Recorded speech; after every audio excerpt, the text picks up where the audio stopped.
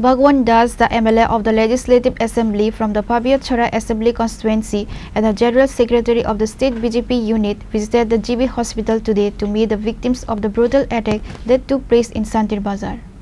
The intense violence broke out late Thursday during the ban called by the Civil Society of Tripura, leading to severe clashes. In this incident, Abhijit Majumdar, BDO of Salema block, and engineer Animesh Saha were seriously injured. Today, Bhagwan Das, the MLA of Pabiachara Assembly constituency and General Secretary of the State BJP, visited GB hospital. Speaking to the press outside the hospital, Das expressed his deep concern over the incident. The law and order situation is paramount and such brutal attacks on citizens will not be tolerated.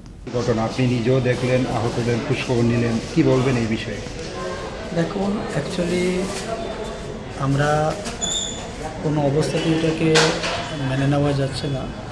অত্যন্ত দুর্ভাগ্যজনক, এটা আমরা কখনোই আশা করিনি।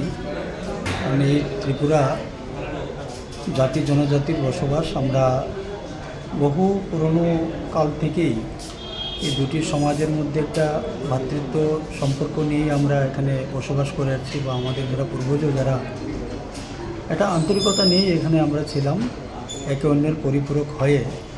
কিন্তু পরিস্থিতি কোনো না কোনো কারণে আজকে কে বা কাহারা বা মুসলিমে কিছু লোক এইভাবে এটাকে বিষিয়ে তোলার চেষ্টা করছে, সেটা শুভনীয় নয়। আর এতে ত্রিপুরা রাজ্যের মঙ্গল হবে না।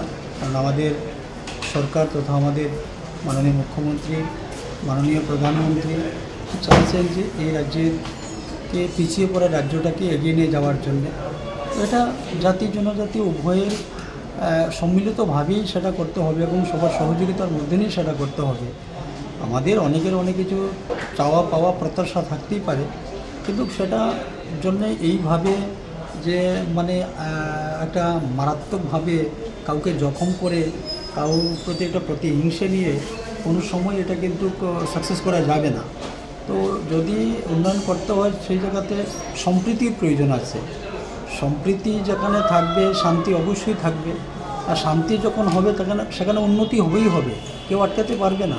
তো এই বিষয়টা আমাদেরকে মনে রাখতে হবে যে সম্প্রীতি আমাদের মধ্যে আনতে হবে, মানে অশান্তি সৃষ্টি করে এটা হয় না।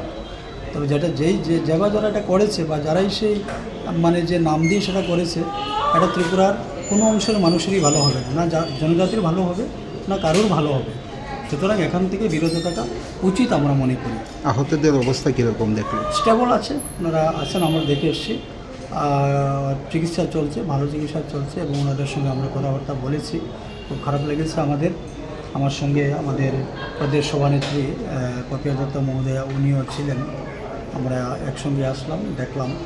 তো যাই হোক, আমরা চাইছি যে জাতি জনজাতির মধ্যে একটা সম্প্রীতির মধ্যে দিয়ে আমরা আগামী দিনে ত্রিপুরা রাজ্যকে আমরা এগিয়ে নিয়ে যাব, এবং যারাই সেটা করতে চাইছে এটা ভালো হবে না, এবং যারা তাদের উপর টর্চার করেছে, তাদেরকে আঘাত করেছে, এটা মানবিক দিক দিয়ে যদি আমরা বিচার করি সেটা অমানবিক একটা কাজ হয়েছে, সেখানে অস্বীকার করার মতো কোনো স্থান নেই।